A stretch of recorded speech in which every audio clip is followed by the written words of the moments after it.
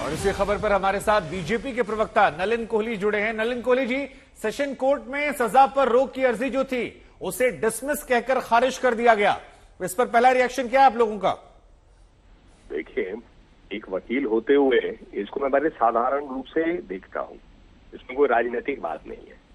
राहुल गांधी जी को कोर्ट ने सजा सुनाई। सजा क्यों सुनाई? क्योंकि उन्होंने 2019 में कहा था कि ये मोदी नाम के साथ लोग चोर क्यों होते हैं, किसी को दुख लगा उससे। उन्होंने कोर्ट में याचिका दी। उस याचिका में राहुल गांधी जी के वकील आते गए और सजा सुनाई गई। सजा 2 साल की सुनाई गई। 2 साल की सजा सुनाई गई तो सेक्शन 8(3 जो रिप्रेजेंटेशन ऑफ पीपल्स एक्ट है उसके तहत वो डिस्क्वालीफाई हो गए। डिस्क्वालीफाई इसलिए हो गए तुरंत क्योंकि अगर आप याद करें 2012-13 में लिली थॉमस जजमेंट के बाद माननीय सुप्रीम कोर्ट ने कहा था कि जो भी डिस्क्वालीफाई होता, जो भी 2 साल की सजा जिसको सुनाई जाती है वो तुरंत डिस्क्वालीफाई हो जाएंगे।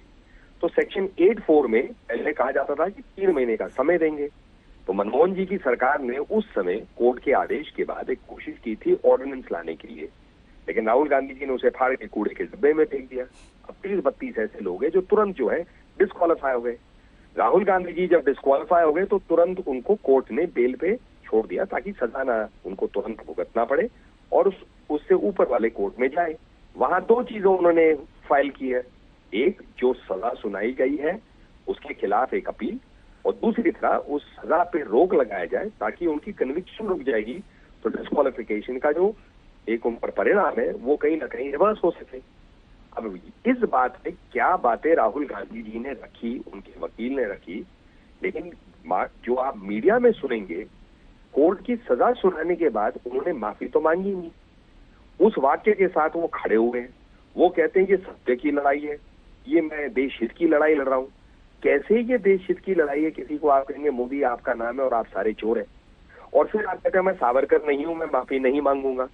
तो इससे पूरी दुनिया को मालूम पड़ता है कि वो अपने वाक्य पे कायम है। लेकिन उनका पहला स्टैंड सर ये आ रहा है कि हाईकोर्ट से हमें राहत मिल जाएगी और हम देश के लिए लड़ाई लड़ते रहेंगे, चाहे जितनी कोशिश की जाए, चाहे घर ले लिया जाए या उन्हें किसी भी तरह से ट्रैप किया जाए। ये कांग्रेस का स्टैंड निकल कर आ रहा है।